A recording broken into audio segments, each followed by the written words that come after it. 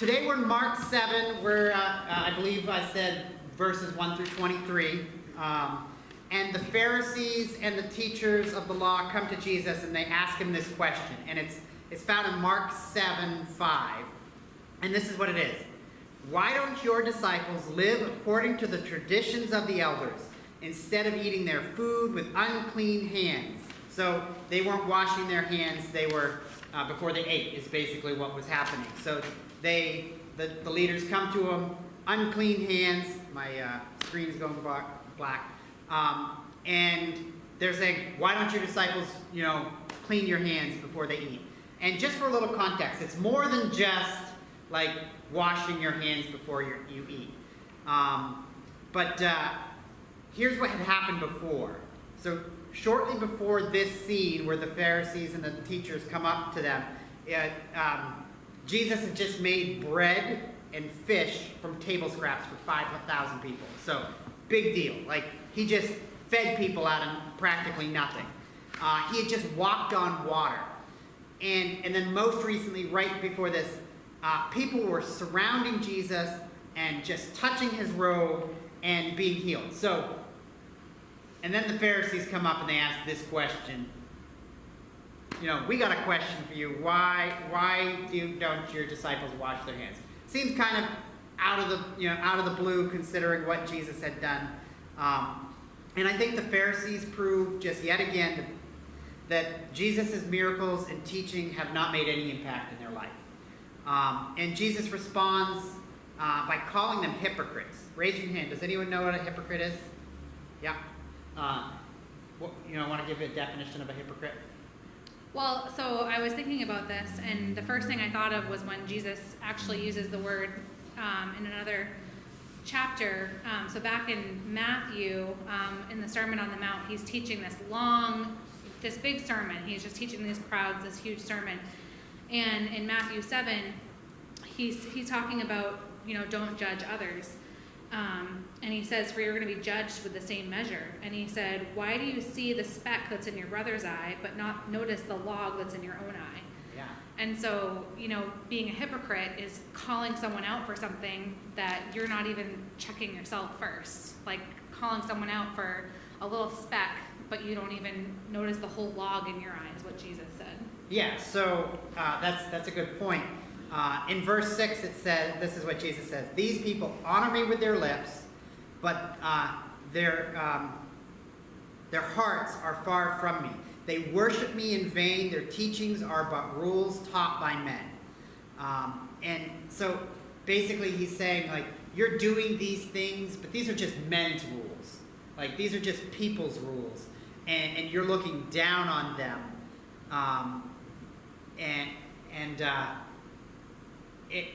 You're not right with God. You're just looking down at them because they're not washing their hands like you think they should be doing. Riley, can you read verse 8 and then maybe give some thoughts? You leave the commandment of God and hold to the tradition of men. So, like you're just saying, and even if you think of the law in the Old Testament, when you think of the Ten Commandments are really about their heart issues. So the first couple are about your relationship with God, and then the rest of them are all kind of like, don't commit murder, don't do all these things. It's about relationships with others. It's about the heart. And so what they're trying to call Jesus out for, again, after he's done all these amazing things, they're coming to him and calling him out for a ritual that he's doing. And so it's totally not of the heart. It's like a culturally acceptable thing that people practice, but they're totally missing the point of all of Jesus' teachings that are really more about the heart and relational. Yeah, and when I read this, when I was preparing for this, I was kind of challenged myself because sometimes I personally make following rules more important than the gospel. And that's not the case, and that's not the truth, but sometimes I act like it is. Like if I see somebody acting in a certain way, and I might be like, what's wrong with that, or whatever, and I make these things more important than the fact that Jesus came and that Jesus died for our sins, and that really brings out my heart issues. We all have heart issues, and here's what I do: I act as if I can do something to gain God's approval, and We just can't. We can't do anything to gain God's approval. That's the brilliance and the amazing thing about the gospel is that Jesus came because we couldn't do that. And so Jesus, then he gives some examples, verses 9 through 13 of how they are following man-made rules and ignoring God's rules. So we're going to skip that. But then he says in verse 14, listen to me, everyone, and understand this. Nothing outside a man can make him unclean by going into him. Rather, it is what comes out of a man that makes him unclean. Riley, what do you think about this verse? Well, even as you were just talking about like reflecting on yourself and how we like to follow the rules, I was thinking about myself and trying to think of an example. And even like on Sundays when we're getting ready for church, you know, my kids will come downstairs and they're in their sweats and whatever, and we're getting in the car and I'm like, that's what you're wearing to church, and might be a stain on their clothes, or, you know, and I want them to like get dressed and ready for church. But reading this and thinking about, you know, the outward appearance versus the heart condition, would it be more beneficial for me to chat with my kids about preparing their hearts to go to church and what they're going to hear, you know, from God at church? And so I think about, you know, how Jesus, you know, challenges them here about, you know, you honoring me with your lips and kind of wanting this outward appearance, but really he's more concerned with the heart. Yeah. And I think, you know, it talks about all of these things that come out of us that defiles us versus what we put in. And like you were just saying, we don't have control of that, right? If you think about the things that are within us that actually defile us, what Jesus is saying, you know, we can't control that. That's part of our sin nature. But if we could fix everything with how we dress for church, or washing our hands before a meal, or doing kind of all of these ritualistic things, then we would have no need for God and for what Jesus did for us.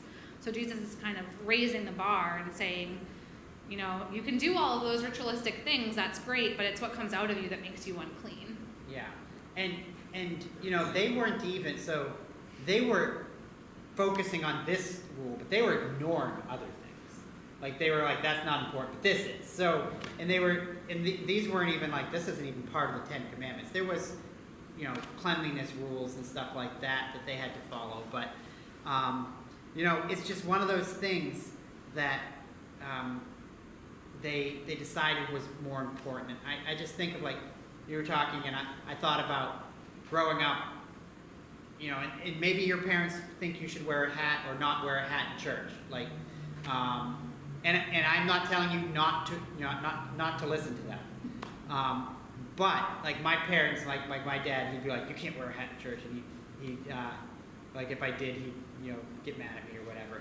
But like I was always like, it's just a hat. Like it's like God doesn't care about the hat. Like of course God cared about my heart and the fact that I wasn't like honoring my parents and, right, and what they wanted me to do, but like. And we can honor God with how we present ourselves at church. There's nothing wrong with David. Next week's going to be like, you said I could wear sweats to church. No sweats in church. No running in church. Who, you know, Lindsay? I'm just kidding. No. So the Pharisees attacked Jesus and his followers for eating without washing hands. And I think, you know, your mother, you also work in a hospital, so like cleanliness is important. So maybe like your mothers or nurses or whatever would be like applauding these Pharisees. Yes, they should wash their hands before they eat. But the Pharisees, they were focused on the wrong thing. They weren't really focused on the cleanliness or the germs or the dirt.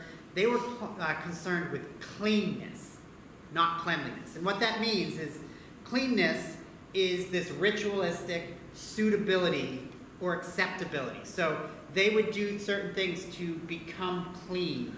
So if certain things happened, if they touched certain things or whatever, they would be ritualistically unclean, and then they couldn't come into the presence of God. So this was something that was really important to them. But Jesus says what is on the inside is what makes us unacceptable. It's the thoughts that we have.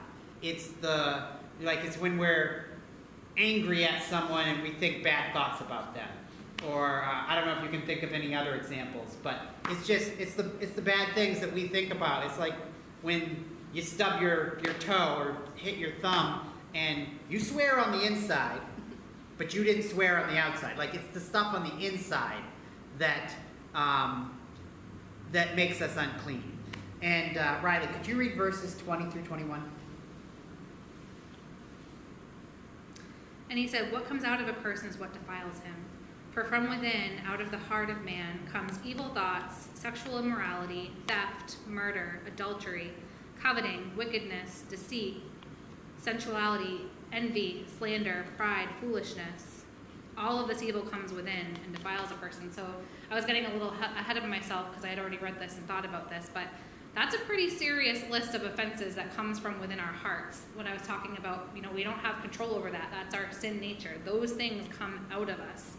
And so when the Pharisees are saying, rinse your hands before you eat, like Jesus is like, you've got a much bigger mess to deal with than the outward kind of ritual before you eat. You've got all of this junk that is just living within you, coming out of you, and that's where your concern should be. Yep. And this is really what the gospel is about. It's the core of Jesus' ministry. There is nothing that we can do to make ourselves acceptable in the eyes of God. And that it's only what God can do in us to transform us through what he did on the cross with Jesus.